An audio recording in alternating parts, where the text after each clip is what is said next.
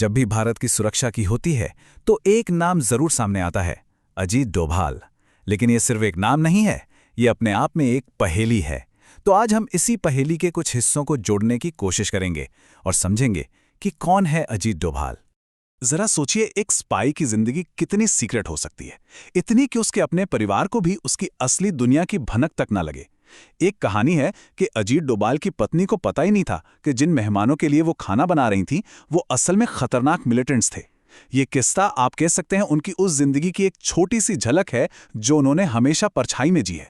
तो चलिए शुरू से शुरू करते हैं, ये समझने की कोशिश करते हैं कि एक एजेंट बनता कैसे है। डोभाल की कहानी एक आईपीएस अफसर के तौर पर शुरू हुई, लेकिन ये पहले दिन से ही साफ था कि वो कोई आम अफसर नहीं बनने वाले थे। उनका काम करने का तरीका, उनका अंदाज सबसे बिल्कुल अलग था। साल था 1945। जगह उत्तराखंड का पौड़ी गढ़वाल। एक आर्मी मेजर के घर अजीत डोभाल का जन्म हुआ। पढ़ाई लिखाई अजमेर मिलिट्री स्कूल से हुई, फिर इकोनॉमिक्स में मास्टर्स डिग्री ली और फिर महज 22 साल की उम्र में अपने पहले ही अटेम्प्ट में सिविल सर्विसेज का एग्जाम क्लियर कर लिया।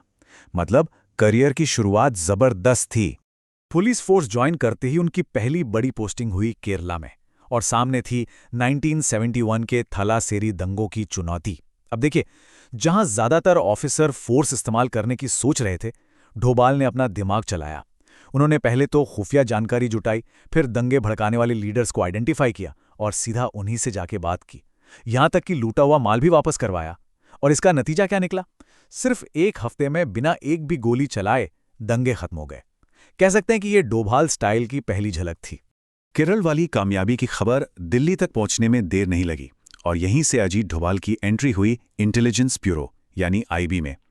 ये उनके करियर का वो टर्निंग पॉइंट था जहां से एक पुलिस अफसर का सफर एक मास्टर स्पाई बनने की तरफ मुड़ने वाला था। अब हम बात कर रहे हैं 70 के दशक की। उस वक्त मिजोरम अलगाववाद की आग में जल रहा था। ये जिम्मेदारी दी गई डोभाल को। उन्होंने क्या किया? वो मिजो नेशनल फ्रंट नाम के विद्रोही गुट में घुस गए और उसकी सबसे कमजोर नस पकड़ ली। उन्हें पता चला कि संगठन की असली ताकत उसके 7 टॉप कमांडर्स हैं। बस डोभाल ने उनके लीडर लालडेंगा और इन कमांडरों के बीच की अनबन का फायदा उठाया, उनका भरोसा जीता और एक एक करके 7 में से 6 कमांडरों को अपनी तरफ कर लिया।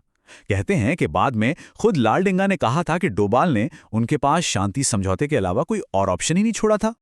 एक तरफ मिजोरम चल रहा था और दूसरी तरफ डोभाल सिक्किम में भी एक बहुत बड़ा रोल निभा रहे थे। उस वक्त सिक्किम के भारत में विलय को लेकर माहौल काफी गर्म था। डोभाल ने यहां भी पर्दे के पीछे से काम किया। उन्होंने लोकल लीडर काजी दोरजी को सपोर्ट किया, राजा के खिलाफ एक पॉलिटिकल माहौल तैयार किया और नतीजा ये हुआ कि 1975 में सिक्किम शांति से भारत का हिस्सा बन गया। मिजोरम और सिक्किम में इन जबरदस्त कामयाबियों का इनाम भी कुछ खास ही होना था। डोभाल को मिला प्रेसिडेंट्स पुलिस मेडल। अब इस मेडल की खासियत समझिए। ये मेडल पाने के लिए किसी भी अफसर को कम से कम 14 साल की बेदाग सर्विस देनी पड़ती है, लेकिन डोभाल को ये सिर्फ 7 साल में मिल गया। मतलब उन्होंने आधे टाइम में वो कर दिखाया था जिसके बारे में दूसरे सोच भी नहीं सकते थे। यहीं से वो सिस्टम में एक लेजेंड बन गए। 80 और 90 का दशक आते आते डोभाल अब उन मिशनों का हिस्सा बन चुके थे जो भारत की सबसे बड़ी सुरक्षा चुनौतियां थीं। ये वो हाई स्टेक्स ऑपरेशंस थे जहां एक छोटी सी गलती का मतलब सिर्फ मौत हो सकता था। इस दौर के उनके कुछ मिशन तो मतलब सुनने में ही अविश्वसनीय लगते हैं। वो 7 साल तक पाकिस्तान में अंडरकवर एजेंट बनकर रहे। फिर 1988 में ऑपरेशन ब्लैक थंडर के दौरान एक रिक्शा चालक का भेष बदलकर स्वर्ण मंदिर के अंदर गए और खालिस्तानी आतंकियों को सरेंडर करने के लिए मना लिया। और कौन भूल सकता है 1999 का कंधार हाईजैक। उस वक्त आतंकियों से बातचीत करने वाले मेन नेगोशिएटर भी अजीत डोभाल ही थे। अब पाकिस्तान में अंडरकवर रहना कोई फिल्मी कहानी तो थी नहीं, ये असली खतरा था। 2 बार तो वो पकड़े जाने से बाल बाल बचे।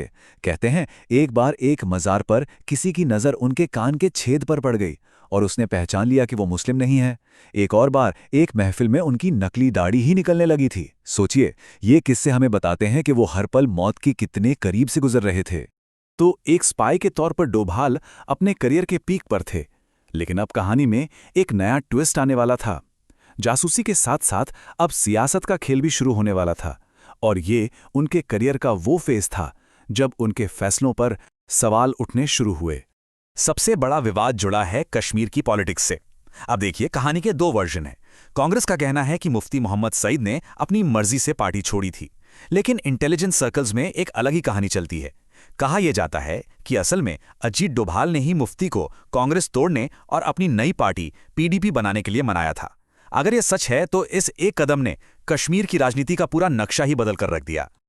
और शायद इसी पॉलिटिकल दखलंदाजी का असर था कि 2004 में जब कांग्रेस की सरकार पावर में आई तो उसने इंटेलिजेंस ब्यूरो के डायरेक्टर के तौर पर डोभाल का टेन्योर 2 साल से घटाकर सिर्फ 8 महीने कर दिया। इसके ठीक बाद 2005 में उन्होंने रिटायरमेंट ले ली। लेकिन डोभाल जैसे लोग रिटायर होकर चुप बैठने वालों में से नहीं हैं। रिटायरमेंट के ठीक बाद 2005 में उन्होंने एक बहुत ही डेयरिंग प्लान बनाया, दुबई में दाऊद इब्राहिम को खत्म करने का। इस मिशन के लिए उन्होंने दाऊद के ही दुश्मन छोटा राजन के शूटर्स के साथ हाथ मिलाया। प्लान ऑलमोस्ट रेडी था, लेकिन ऐन मौके पर मुंबई पुलिस ने उन शूटर्स को दिल्ली से अरेस्ट कर लिया और यह पूरा का पूरा ऑपरेशन फेल हो गया। कुछ साल की खामोशी के बाद डोभाल की वापसी हुई और इस बार की वापसी पहले से कहीं ज्यादा पावरफुल थी। वो बने देश के नेशनल सिक्योरिटी एडवाइजर यानी NSA, और मीडिया ने उन्हें एक नया नाम दिया, भारत का चाणक्य। तो अपने रिटायरमेंट के दौरान भी वो चुप नहीं बैठे थे। उन्होंने विवेकानंद इंटरनेशनल फाउंडेशन, जिसे VIF भी कहते हैं, नाम का एक थिंक टैंक शुरू किया। अब ये सिर्फ नाम का थिंक टैंक नहीं था, ये उस वक्त के कई बड़े पॉलिसी मेकर्स, रिटायर्ड ऑफिसर्स और इंटेलेक्चुअल्स का एक मीटिंग पॉइंट बन गया था।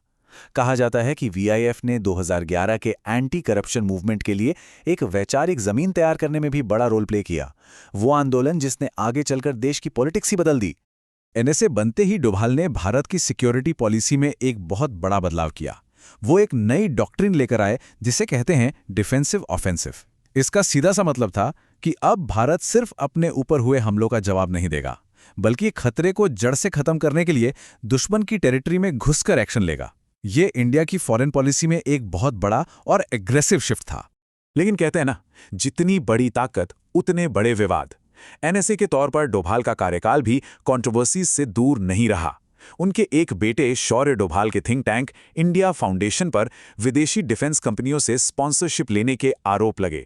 उनके दूसरे बेटे विवेक पर आरोप लगा कि उन्होंने डीमोनेटाइजेशन के ठीक बाद केमन आइलैंड्स में एक हेज फंड खोला। इतना ही नहीं, शौर्य की एक इन्वेस्टमेंट फर्म में एक पाकिस्तानी को फाउंडर होने की बात भी सामने आई। लेकिन इस कहानी में एक और पहलू है। जब विवेक डोभाल ने इन आरोपों के खिलाफ मानहानि का केस किया तो कांग्रेस के सीनियर लीडर जयराम रमेश को कोर्ट में बाकायदा लिखकर माफी मांगनी पड़ी। तो इस लीगल एक्शन ने आरोपों की इस पूरी लड़ाई को एक अलग ही एंगल दे दिया। तो आखिर में सवाल वहीं आकर रुक जाता है, कौन है अजीत डोभाल?